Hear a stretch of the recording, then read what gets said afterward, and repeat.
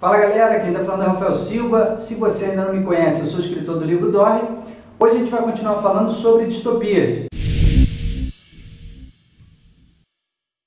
O livro Dory, como outros livros que escrevi, segue essa linha da ficção distópica. É um gênero que eu curto muito, tá? Para você que não conhece muito bem, vou colocar na descrição o link do vídeo que eu já fiz sobre distopia para você conhecer um pouquinho mais, tá? É um gênero de ficção que eu particularmente gosto muito, acho muito interessante, que sempre tem uma moral por trás.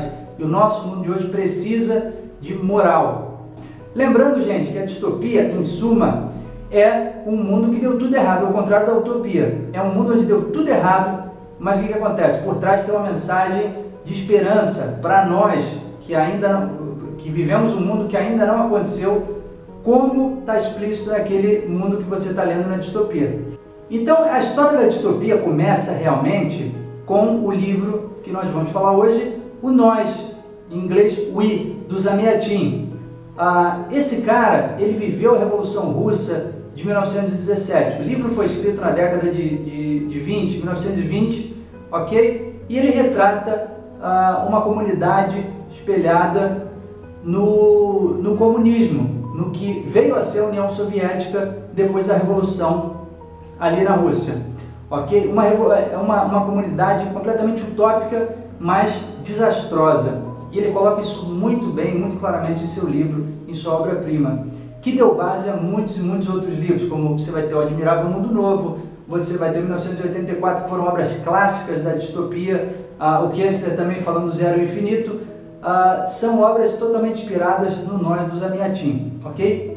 Então vamos falar um pouquinho sobre essa obra. Lembrando, distopia, tudo deu errado e tem alguém tentando sobreviver naquele mundo que deu tudo errado, ok? Nessa obra, o mundo é o seguinte: tivemos uma guerra de 200 anos, dizimou quase a população da Terra inteira, sobrou só 0,2% da população.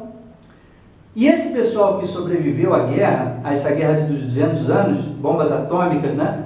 Esse pessoal que sobreviveu, agora ele vive num estado de policiamento completo, total. Eles vivem debaixo de uma lei estrita, né? Você não pode ter emoção, você não pode ter sentimentos. Essa é a regra básica do Estado, que é a nação, da onde vai aparecer o nosso protagonista, que é o D503, ok? Você não pode ter sentimentos. É uma sociedade completamente racional e igualitária. Então, tudo parte desse princípio, ok? As pessoas vivem dentro de pirâmides, que as casas delas são pirâmides de vidro. Você não pode ter mais nada secreto. Tudo é aos olhos do público. Isso para facilitar o policiamento e para que as pessoas não procurem agir de outra forma, tá? Tudo tem que ser igual. As roupas, todo mundo tem que vestir a mesma roupa. Nomes, ninguém mais tem nome na sociedade, porque o nome seria uma maneira de você querer ser individual. Essa sociedade nada pode ser individual. Tudo é para o bem do Estado. Tudo é para o bem do coletivo, tá? Imagina a loucura. E é nesse clima de loucura que a gente inicia a nossa história, tá? Esse cara, esse D503, como eu disse, não tinha nome, eram números das pessoas. Esse D503, ele é um matemático, é um engenheiro, o engenheiro principal de um projeto de conquista de outros planetas, tá? Eles estão criando uma nave chamada Nave Integral, cujo plano é conquistar outros planetas e levar aquela civilização, a glória daquela civilização, para outros mundos também. Nessa missão, eles planejam colocarem ali registros naquela nave da civilização da Terra. Isso junto a obras de poetas, artistas e tudo mais. E aí o D503 começa a escrever um diário, né, das lembranças dele e de tudo que ele tem até ali. Nesse diário ele começa a refletir sobre algumas coisas. E a nossa história, o nosso ponto de vista é baseado na leitura do diário do D503. Nessa sociedade, também é interessante a gente notar que você não tem casamentos, né? Você só tem encontros românticos determinados pelo Estado. O Estado determina toda a sua vida. Por exemplo, você só tem 1 hora livre do seu dia, todo o resto é dominado pelo Estado. O Estado vai dizer o que você tem que fazer a cada hora do seu dia. Você só tem 1 hora por dia livre. Isso, inclusive, foi tema de uma outra distopia minha, que não é do livro Dory, uma outra história. Eu usei muito essa mecânica, que eu achei muito interessante. Você só tem 1 hora livre do seu dia, ok? O nosso D503, por exemplo, usava essa hora para estudar matemática, que ele era apaixonado. O Estado dominava completamente a sua vida. Outra coisa que é interessante se notar é que ninguém mais podia ter, o amor não podia mais existir. Então, você tinha encontros marcados com cada homem, com cada mulher daquela civilização. Havia um cronograma que você tinha que seguir e você tinha que se encontrar com diversas mulheres daquela sociedade, porque não podia haver amor entre 2 pessoas. Tinha que ser simplesmente um romance solto, livre, sem nenhuma relação emocional entre todos os membros da sociedade, para que houvesse igualdade, pois o amor também era tido como uma coisa individualista, uma coisa de posse. Isso não podia haver na sociedade de um Estado, foi erradicado também. Então, você tinha encontros marcados com pessoas do sexo oposto. E esse D503, ele tem relações conjugais com a O90, que era uma mulher. Ela sempre queria ter um filho durante a história, só que o Estado não permitia que ela tivesse, porque ela não tinha uma genética para ser mãe. Até isso o Estado controlava. Tinha que ser uma pessoa que não fosse da diferença de outras. Tudo controlado pelo Estado. Ele conhece também uma outra mulher, que é a I-330, e essa I-330 tem um negócio interessante nela, que ela é bem rebelde, ela não segue as regras do Estado.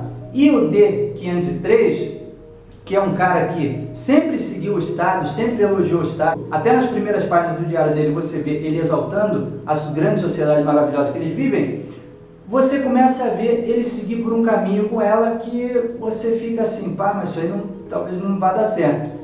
Inclusive, quando eles vão para a casa antiga, que é o único lugar da cidade que tem uma cor opaca, que você entra ali, tem objetos antigos, tem um piano, tem vestidos das mulheres, não usam mais vestido, tem coisas do passado, ele já começa a achar que aquilo está estranho e diz para aí 330 que vai denunciar ela. No final ele não tem coragem, mas enfim, você sente esse sentimento dele de não aceitar aquilo que ela está fazendo, mas ao mesmo tempo ele fica fascinado com aquilo, e aquilo vai mexendo em alguma coisa dentro dele. Aí 330 então fala pro D503 que é até engraçado ficar falando esses números aí em vez de falar nome, né?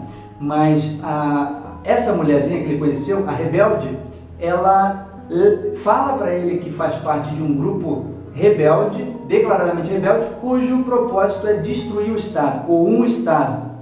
Tá? Você, acima desse um Estado, tem um cara chamado O Benfeitor. Talvez fosse uma sátira do Stalin, do Lenin, do Trotsky, todos aqueles caras que tentaram impor o seu domínio no punho de ferro. Mas tinha essa sociedade que queria derrubar o Estado. Aí 330 fazia parte dessa sociedade. Inclusive, ela conduz o nosso D503 por um caminho secreto para fora do Muro Verde. O Muro Verde era um lugar em volta dessa nossa sociedade, de um Estado, que fechava a cidade. Fora desse muro você tinha um pessoal em seu estado chamado primitivo, né? Que é o pessoal que não era dominado pelo Estado, né? Você tem uma coisa muito parecida com isso aí no Admirável Mundo Novo, né? Você tem um enredo muito parecido no Admirável. Você encontra claramente toda essa história aí no Admirável Mundo Novo, tá? E ele encontra esses primitivos aí e acha muito interessante a diferença de vida que eles vivem, uma vida natural, uma vida selvagem, né? Se vestem como primitivos, como índios, né? E ela mostra que há uma nova realidade para ele. Quando o D503 volta, ele é capturado e já está com ideias subversivas, e ele é passado por um processo chamado a Grande Operação. Isso são ondas de raio-x jogadas no cérebro dele com força que eliminam a emoção e o sentimento. Ele vira um cara 100% racional. Quando acontece isso com ele, a primeira coisa que acontece é ele delatar a I-330. Ele diz o que aconteceu, que ela faz parte do grupo, falou sobre as próximas atitudes previstas pelo grupo de destruir a sociedade, um Estado. E, inclusive, quando eles capturam a I-330, ele olha para aquilo racionalmente, ele não tem mais emoção, e começa a torturar ela na frente dele. E ele acha estranho, ele não entende por que ela aceita ser torturada e não entrega os companheiros dela.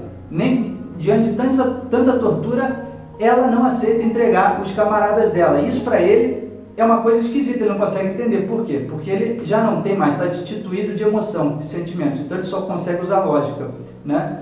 No final das contas, a I-330 e os companheiros dela são condenados à morte, execução, e o D-503 muda completamente. Quer dizer, ele era um cara que começou a se revoltar com aquela sociedade, depois que passou por essa grande operação, ele vira um cara completamente conformista com a sociedade. Tanto que, passado um pouquinho dessa parte da história, você vê as revoluções continuando, crescendo, ficando mais fortes, e o D-503 simplesmente um cara completamente conformista dizendo: não, eu tenho certeza que o nosso benfeitor vai logo retificar isso aí, vai resolver esse problema. Então é o cara que abraça de vez o sistema.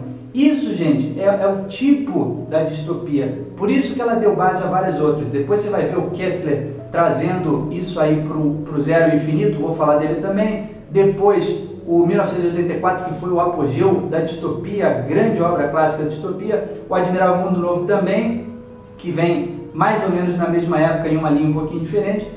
Também outro clássico, mas quer dizer, essa foi a obra tipo.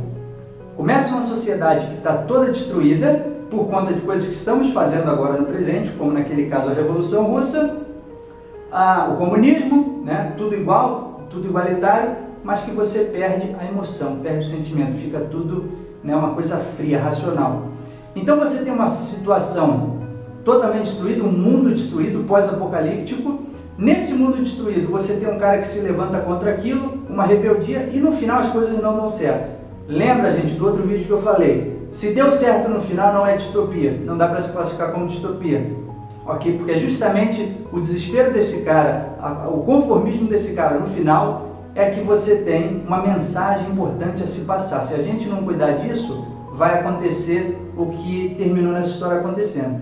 Então, com o D-503 não é diferente. Ele passa por essa grande operação e abraça o sistema completamente, abandona todos os princípios dele e da revolução que estava acontecendo ali com o grupo subversivo da I-330, ok? Bom, gente, esse é esse clássico Nós, dos Amiatim. Espero que vocês tenham gostado, entendido, procurem pesquisar, porque é realmente uma obra clássica e muito vívida, uma obra muito bonita, muito importante na minha vida, pela carreira que segui, né, e pelos livros que escrevi, todos focados, todos começando com o que aquele cara escreveu lá na década de 20, ok? Próximo livro, vou falar sobre o Zero Infinito, que veio depois desse, na nossa caminhada distópica. Deixa um like, dá uma curtida, acompanha os vídeos, vai ter muita coisa boa pela frente aí, tá certo? Valeu toda a ajuda, gente. Um abraço, valeu!